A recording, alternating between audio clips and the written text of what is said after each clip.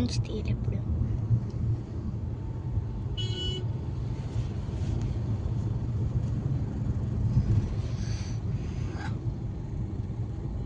అది షూతో first time order తీయడం.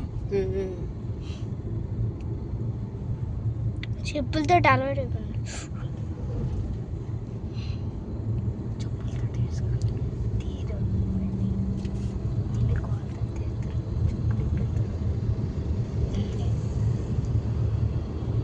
నన్ను వీళ్ళు ఇంకా దాటిపోయినారు ఇదేందుకు అక్కడ మామూలు మాట్లాడుకుంటాం పర్వాలేదు.